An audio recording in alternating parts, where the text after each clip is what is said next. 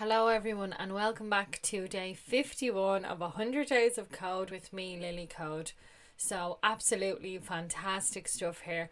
Yesterday's video was was a bit all over the place. I couldn't figure out how to create my secret file and get my Kubernetes deployment started.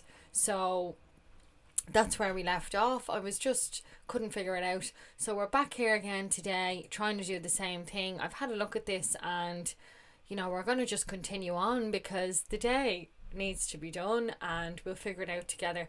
So to take the edge off, I have an Guinness and we'll figure it out together. So in the spirit of being Irish, which I very clearly am, we're going to have a Guinness and put the power in the Guinness and the Guinness will get us through. So we will indeed figure this out. So let's rock and roll and we'll figure this out. So I'm just going to open up my Finder here and to grab my files. So here we go, Kubernetes, that's what I want. Yup. So let's do that.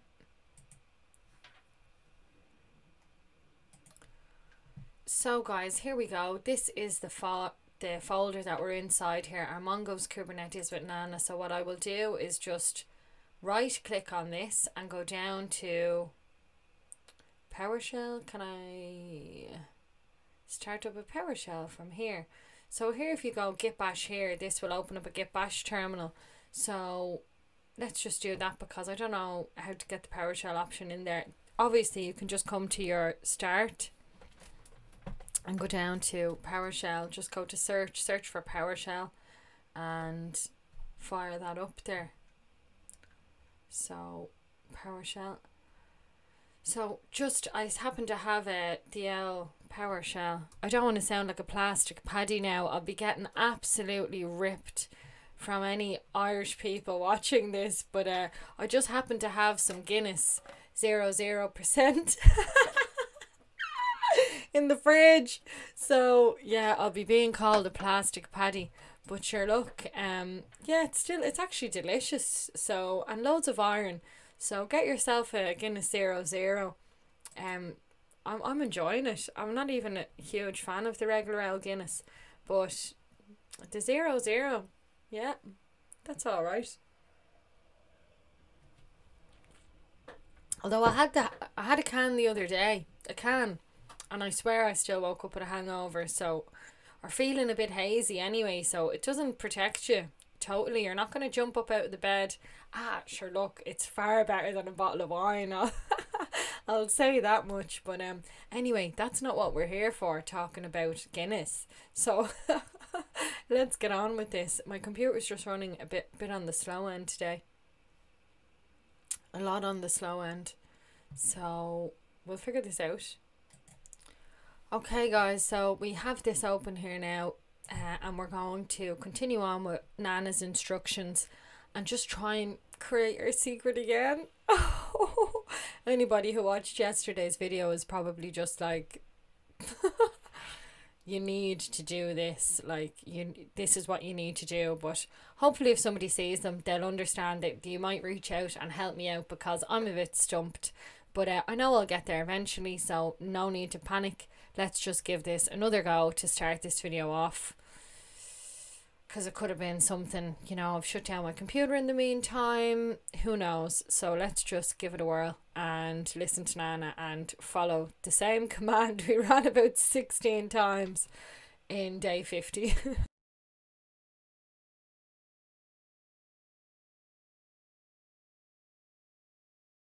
Or maybe from previous configuration files. But yeah, this is how you reference it, and we're going to do the same with password. So I'm going to do from, and I'm just going to copy the rest here.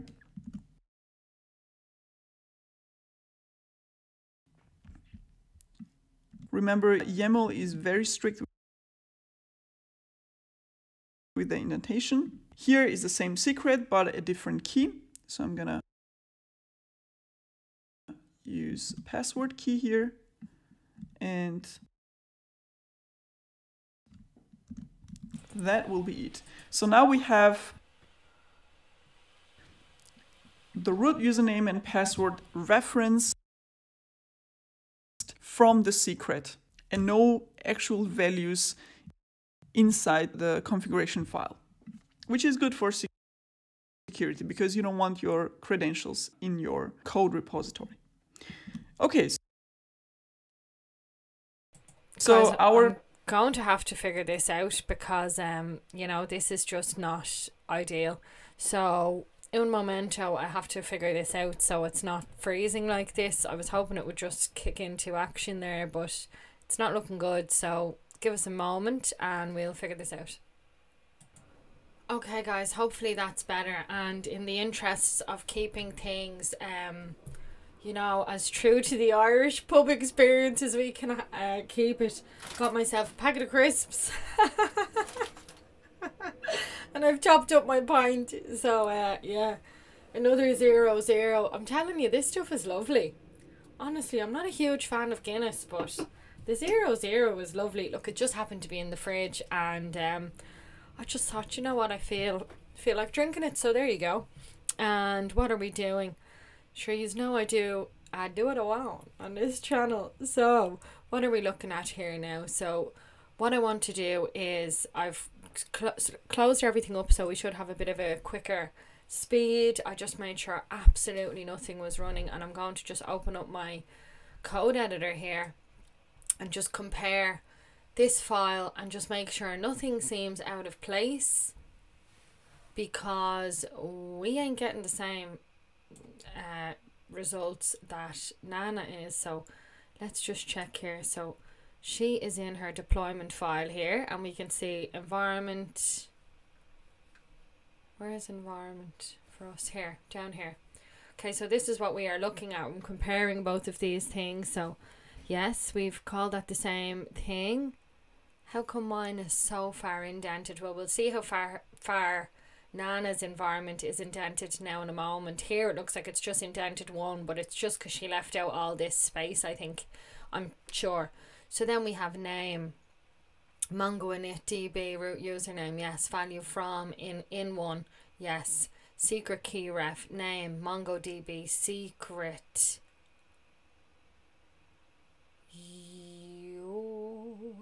We didn't call it MongoDB secret, we just called it MongoDB. So that could be our problem, guys. Look, our file is not called MongoDB secret, it's called Mongo secret. So I'm a Mongo. I'm the Mongo here, clearly, because, well, look, this is how it happens. Probably people were screaming at me on day 50 going, "You've spelt Mongo wrong, you big Mongo."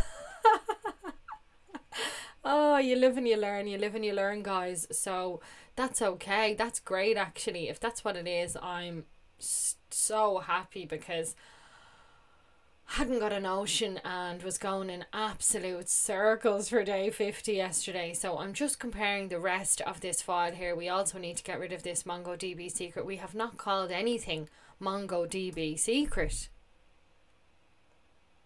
So let's just go and check that now and see what that's aligning up with, because, you know, I'm not sure. This seems to be a name, you know, so therefore the name we have given it. So I don't think this is like a special name. I think it's literally referring to your file name. So we have called our file something different. So yeah, look at this. So here's her secret file. Okay, so Nana has her secret file here, and she has indeed called the name of that MongoDB secret, but I don't know whether that needs to match up with the name of the file. It would make sense that it does, so I'm just going to try it with Mongo secret, because, you know, clearly I perhaps called it something else. If her file name is just called Mongo secret like ours, well then this isn't the problem, but we're whittling it down, we're getting there. So let's just check this as well. We have our opaque data, our Mongo root username, okay, and our Mongo root password, okay. And then let's split this left, so you can just come down and click split. as you can see here, split left, and that will split screen your screen for you. And then here I'm going to look at my deployment file, and I just wanted to compare. So she has them the other way around. Her deployment is on the left and then her secret is on the right. So we'll just compare where those arrows are going from Nana's view and our own view, and just see if we spot anything else here. And then we'll understand the importance of whatever it is we've got wrong, you know, once we figure this out. So it's all learning, you know. There's something sensitive here. Either it's configuration or we're not referencing something correctly. So I was leaning towards configuration, but now this is making me think, could we just be pointing at something incorrectly? So we have our Mongo init db root username, value from secret key ref name key. And where is this? So this is our name and our name. So those two need to add up, which they were. That shouldn't be a problem then, because they were both adding up. But just in case also that comes into the name of the file, well then it wouldn't have understood either of these references, which makes sense that it would be referencing the file to me. So yeah, because like, let's just keep on going. But then we have our Mongo root username. Mongo root username. And here we are indeed referencing our Mongo root username. So cool. Let's give this another whirl. Let's save everything. So I'll just go File, Save. Let's just save and save to be sure. Save, save, save. And now I'm going to follow along and run the commands in order to apply this secret file, which should create our secret first and then do the deployment. So hopefully, let's hope all this works. And look, we have our Guinness for good luck, so the leprechauns are with me on this one. I'm feeling hopeful. I said that so many times yesterday, but I'm still hopeful. So let's have a look and see what happens.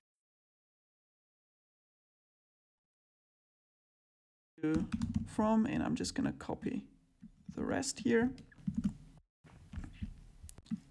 Remember, YAML is very strict with the indentation. Here is the same secret, but a different key. So I'm gonna use password key here, and that will be it. So now we have the root username and password referenced from the secret and no actual values inside the configuration file, which is good for security because you don't want your credentials in your code repository. Okay, so our deployment file is actually ready. So let's apply that.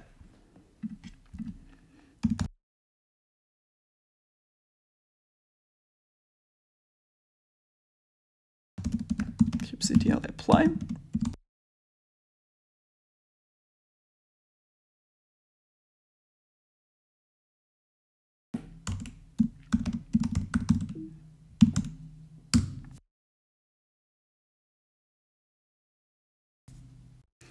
And the deployment created, meaning if I do get all,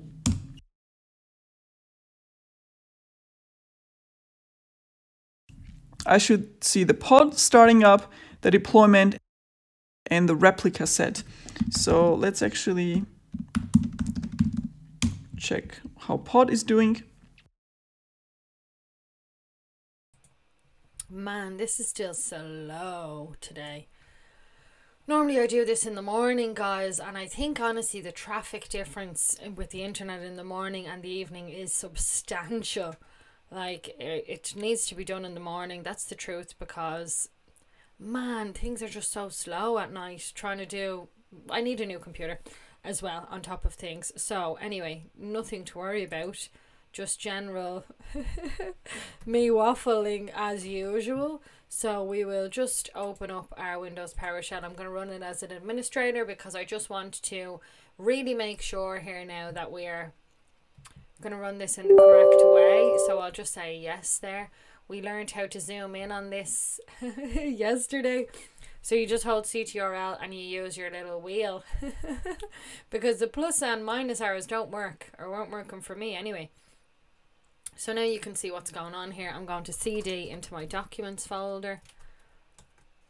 Documentally, so what's going on with you?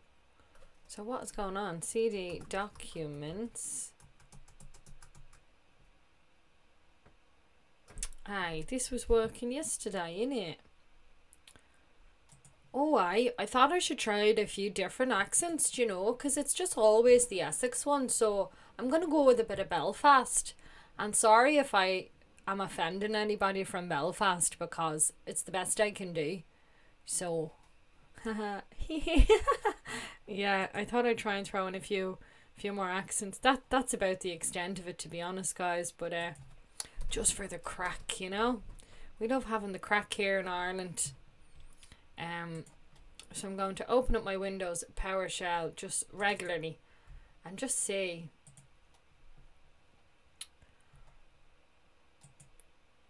what the crack is, because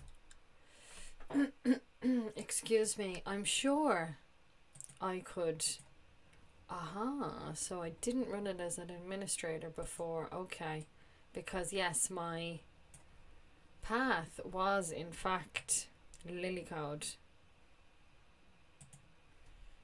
Oh, come on, mate. What's the hold up? Here all day. We don't got time for this. Rightio. Gonna pause for a moment while my computer figures out what it's doing with its life. So, one moment, please. Guys, I've just paused the video and I've been trying to figure this out, and to be honest, I'm starting to feel like a bit of a dunce. So, I think I'm gonna just keep watching it and yeah, continue, because I don't know what's going on, and hopefully when this video goes out someone can tell me what it is I'm doing wrong, because I do not know. I cannot get around this error. Unable to connect to the server, right? The target machine actively refuses it, and then so I can't get around that error when I'm trying to create my secret file. My secret. When I'm trying to apply. Create it, meaning if I do get all, sorry, I should see the pod starting up, the deployment, and the replica set. So let's actually.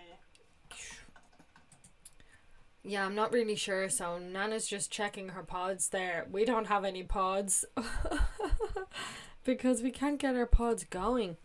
Let's try and do a clear. Oh, look at me anyway. Well, I'm in the wrong folder. So CD again. Mongo. Bloody Mongo, you Arlian. So let's CD into Mongo. Why is this ls? Where are we? CD Kubernetes. Come on, girl. What plane are you living on? So CD Kubernetes. Then we'll CD into Mongo. Ah, look, what's the crack? And then we'll try and apply this. Okay. So let's go back a level and see if we can apply our old one. So we'll do another ls. We have nginx deployment .yaml. We've no secret in there, so we can't try and apply it. Let's cd back into our Mongo file. Do an ls. How did we spell Mongo secret? Well, it doesn't have the DB. We knew that. We will try and do this again. So let me just get this going. So ls to show you what files are in there. Okay, and then let's just try to get all and see what happens. kubectl get all.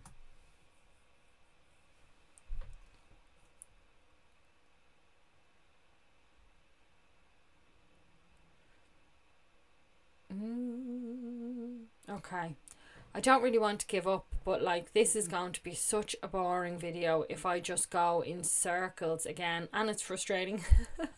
And I'm just doing this to learn, so like I don't need to be spending hours stuck on this thing, you know. So I'm gonna just keep watching the video and learn and pick up wherever I can pick up next, because you know it's just not exciting going around just constantly trying to get this one command to work. So I'm going to just watch, and let's watch together and see what the crack is. That's my proposal, guys, on day 51. Yeah, not every day can be a winner.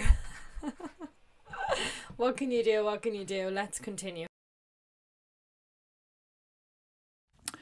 Container creating. So let's actually watch. It might take some time to create it. If it takes long, and if you want to see whether there's a problem there, you can also do kubectl describe pod and the pod name. So at least we know nothing's wrong there. So we see that it's just pulling the image. So that's what it takes so long. So let's see again, kubectl get pod. And as you see, guys, my computer is so slow, like anyway, so what was I going to say?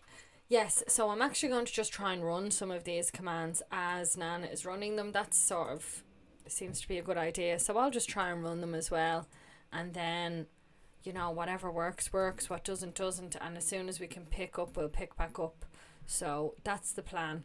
And now I've explained it, I will just hush up and start to execute the plan. So thanks, guys. Yeah, let's watch Nana. It's running. So we have MongoDB deployment and the pod, one replica of its pod running. Now the second step is we're going to create an internal service so that other components or other pods can talk to this MongoDB. So let's go ahead and create service configuration.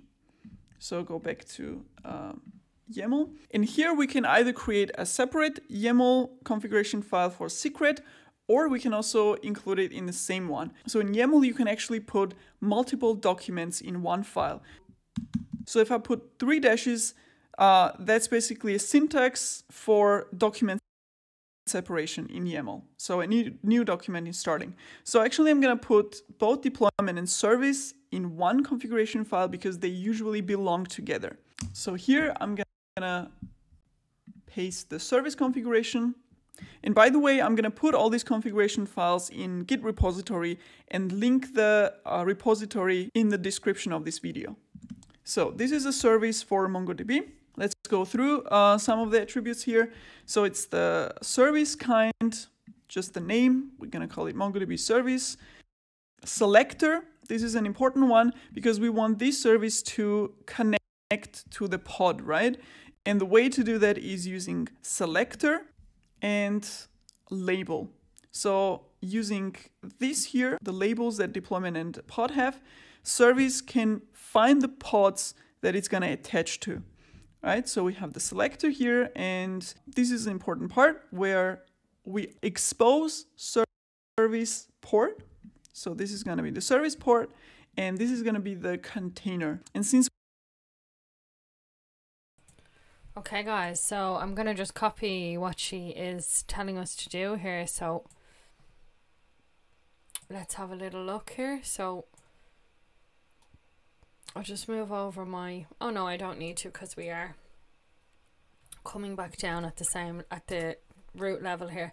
So we do dash dash dash in order to create a new file. We have API version. Now I'm not presuming this is going to work, but look, it's all practice, and we are certainly, you know, understanding how we would set up a service file if we could create our secret file, which is, you know, all good. And actually earlier on in the video, in one of the previous days, I did indeed get this to work. So at a loss here, but sure, look, we'll keep on going in the interests of keeping on going. So this is going to be our Mongo service. Then we have our spec back here, indent selector, app, Mongo, DB, and we will go back again. Is that correct? It is indeed. Ports, and then we have protocol, TCP, the connection type, Then we have our port. We need to tab in there. So we have our port 27017. All right, 007. Fair enough. And then our target port. So target port and 27017. So I will just copy this, although would have been as quick typing it. And now we have our file set up the same as Nana there.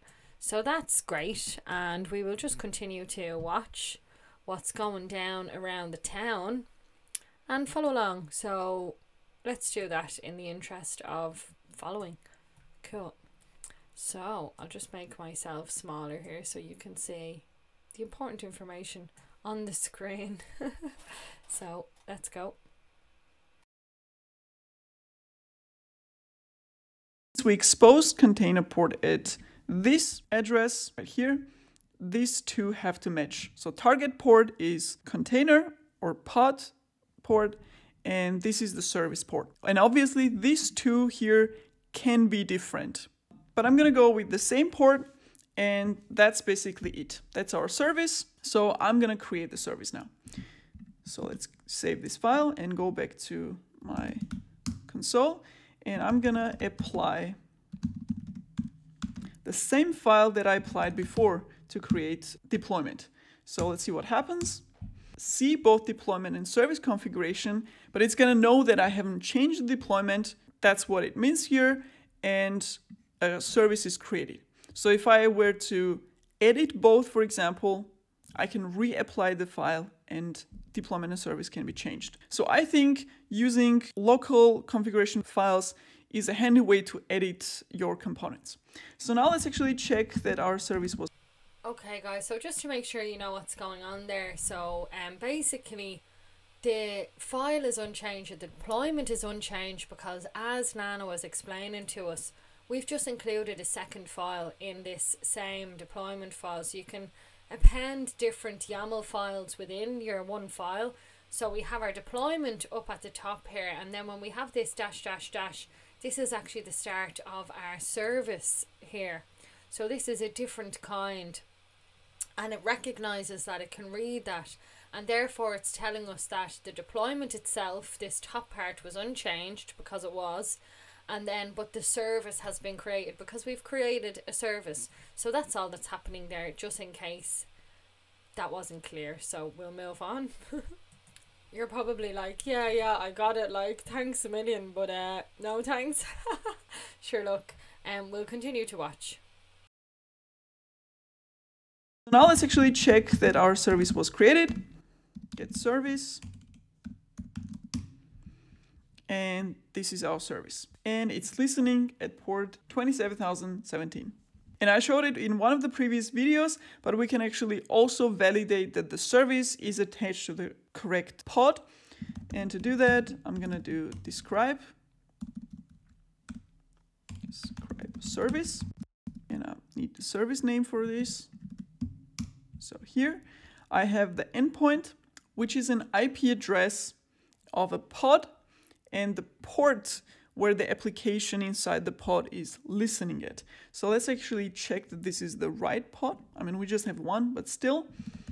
So if I do get pod, and I want additional output to what I get by default, one of the columns includes the IP address, which is this one right here. So 172.17.06. That's the pod IP address, and this is the port where the application inside the pod is listening at. So everything is set up perfectly. MongoDB deployment and service has been created. And by the way, if you want to see all the components for one application, you can also display them using kubectl get all. That will show all the components, and you can filter them by name. So MongoDB. And here you see the service, deployment, replica set, and the pod. So when you do all, the component type will be the first here. Okay, that's just a side info. So now as the next step, we're gonna create Mongo Express deployment and service.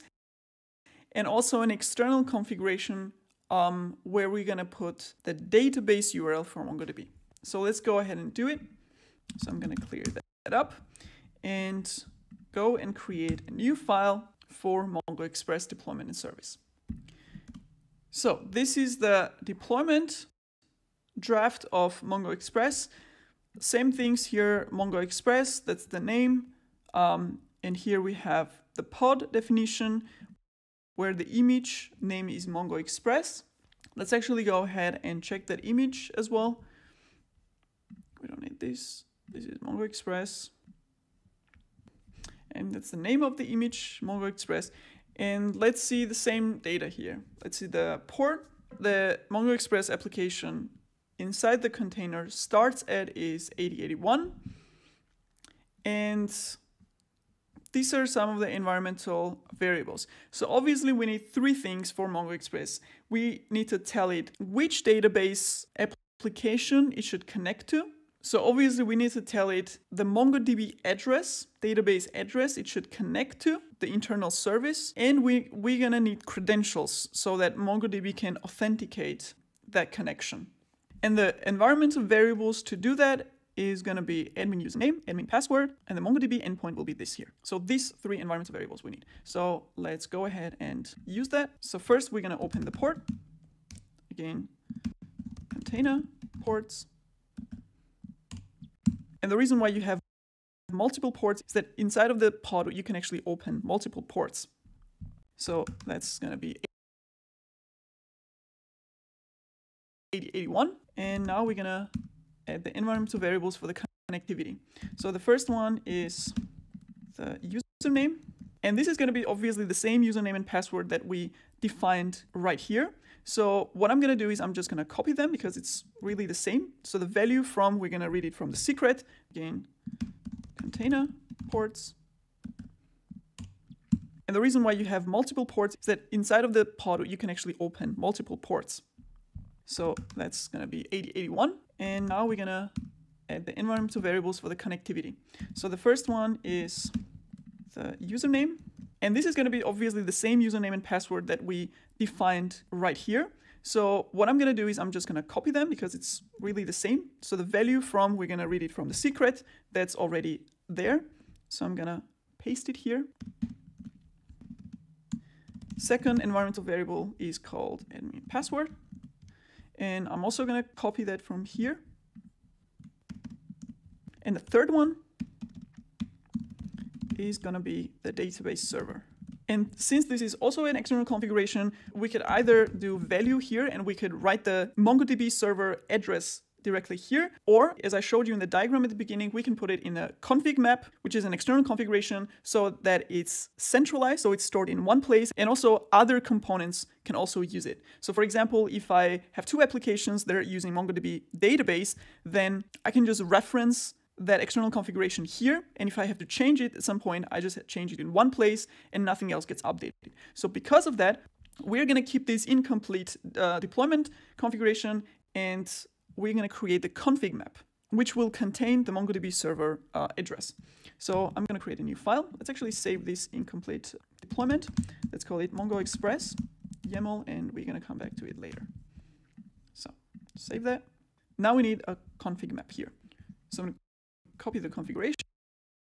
And this is also pretty simple, just like secret. You have the kind, which is config map, the name, and the same construct. See, just like you saw here, data, which is key value pair, it doesn't have a type because they're just one config map type, and that's it. And here you again have key value pairs. So database URL and server name is actually the name of the service. It's as simple as that. So what did we call our service? We called it MongoDB service. So I'm going to copy the service name, and that's going to be the database server URL. So I'm going to copy that, and let's actually call it Mongo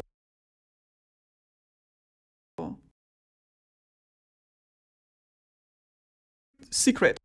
The order of execution or creation matters. So I have to have a config map already in the cluster so that I can reference it. So when we're done, I have to create the config map first and then the deployment. So the way that I can reference the config map inside The deployment is very similar to secret, so I'm actually going to copy the whole thing from secret, put it here. The only thing different here is that instead of secret, I'm going to say config map. It's all camel case, and obviously the name is going to be config map. That's what we called it, I think. Yes, that's the name. Let's actually copy it. And again, the key is the key in the key value pair here, so let's copy that as well. So now I have our Mongo Express deployment. These are just standard stuff, and this is where the pod blueprint or container configuration exists. We have exposed port 8081. This is the image with the latest tag, and these are the 3 environmental variables that Mongo Express needs to connect and authenticate with MongoDB. So deployment is done, and let's go ahead and create config map first, and then Mongo Express deployment. kubectl apply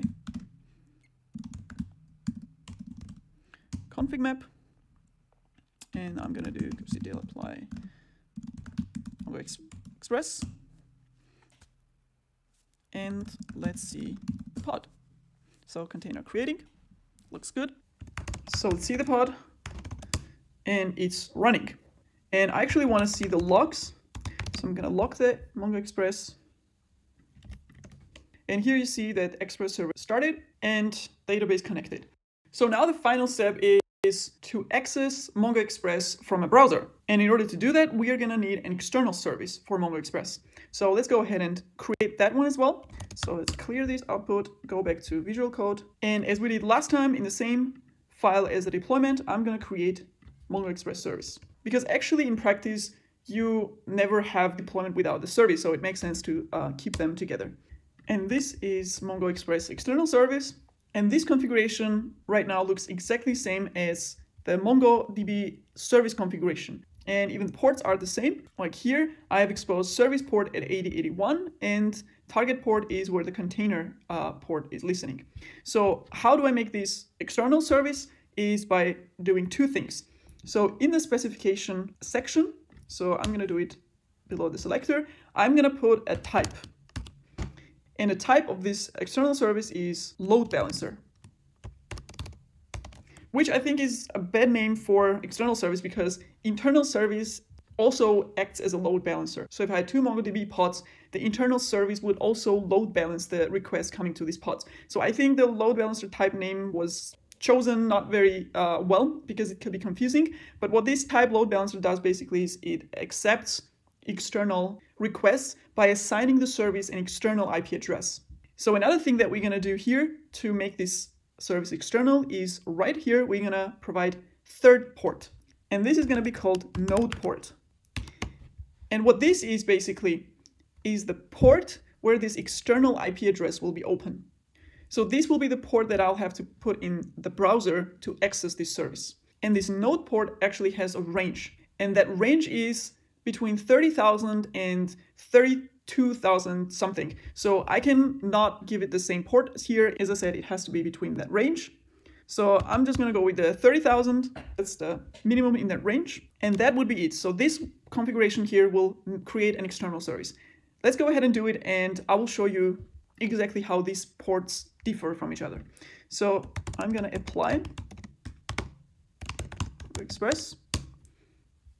So service created, and if I do get service, I see that MongoDB service that we created previously has a type of cluster IP. And the Mongo Express service that we just created is load balancer, which is the type that we specifically defined. An internal service, we didn't specify any type because cluster IP, which is the same as an internal service type, is default. So you don't have to define it when you're creating internal service. And the difference here is that cluster IP will give the service an internal IP address, which is this one right here. So this is an internal IP address of the service. And load balancer will also give service an internal IP address. But in addition to that, it will also give the service an external IP address where the external requests will be coming from.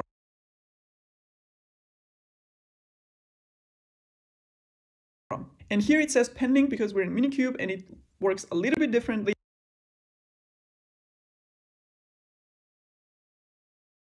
in a regular Kubernetes setup, here you would also see an actual IP address, a public one. And this is another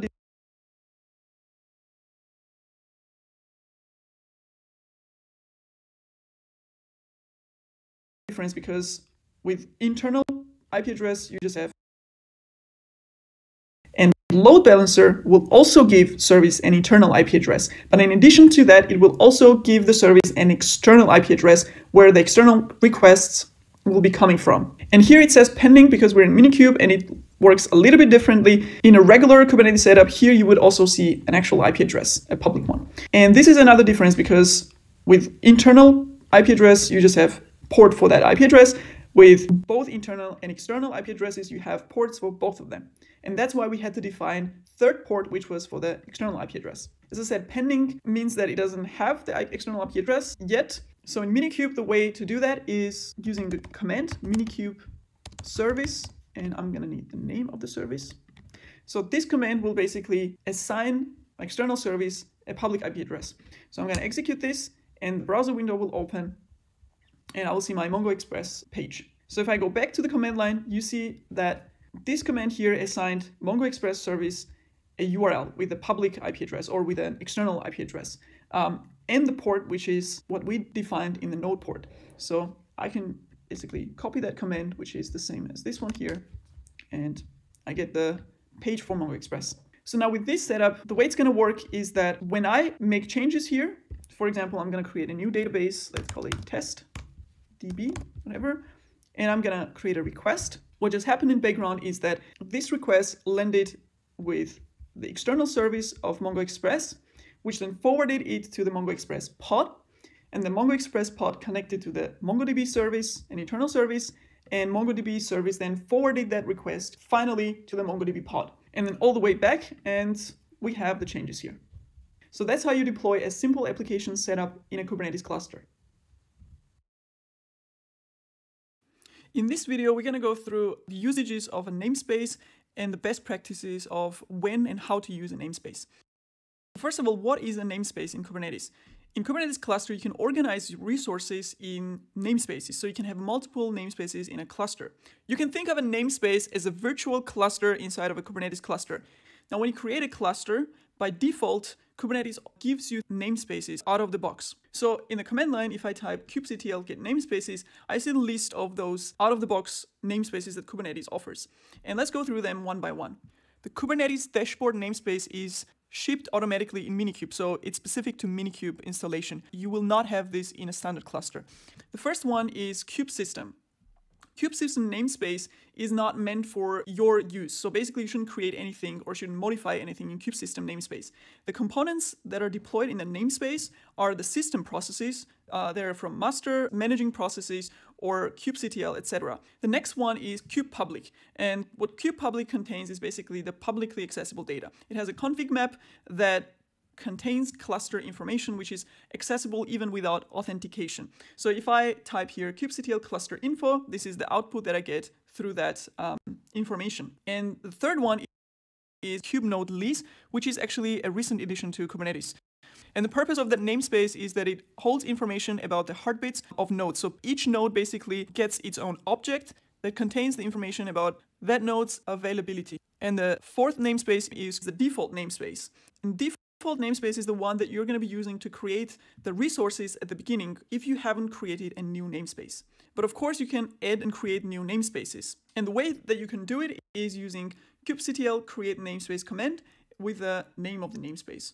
So I can create my namespace, and if I do kubectl get namespaces, I see that in my list now. Another way to create namespaces is using a namespace configuration file, which I think is a better way to create namespaces because you also have a history in your configuration file repository of what resources you created in a cluster.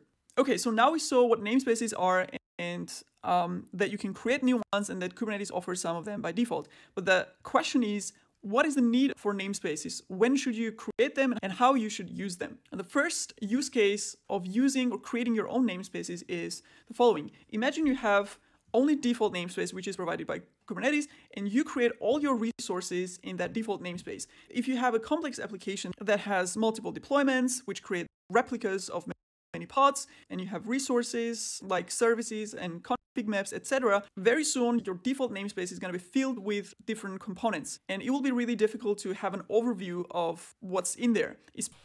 Okay, so I'm just going to go back for a minute and check from here because I want to see what she says again from here. So yeah, just going to watch this again. Cool. Creating stuff inside. So a better way to use namespaces in this case is to group resources into namespaces. So for example, you can have a database namespace where you deploy your database and all its required resources. And you can have a monitoring namespace where you deploy the Prometheus and all the stuff that it needs. You can also have Elasticstack namespace where all the Elasticsearch, Kibana, etc. resources go, and you can have Nginx ingress resources. So just one way of logically grouping your resources inside of the cluster. Now, according to the official documentation of Kubernetes, you shouldn't use namespaces if you have smaller projects and up to 10 users. I personally think that it's always a good idea to group your resources in namespaces because, as I said, even if you have a small project and 10 users, you might still need some additional resources for your application, like logging system and monitoring system. And even with a minimum setup, it can already get too much to just throw everything in a default namespace. Another use case where you will need to use namespaces if you have multiple teams. So imagine the scenario, you have two teams that use the same cluster. And one team deploys an application which is called My App Deployment. That's the name of the deployment they create. And that deployment has its certain configuration. Now, if another team had a deployment that accidentally had the same name, but a different configuration, and they created the deployment or they applied it, they would overwrite the first team's deployment.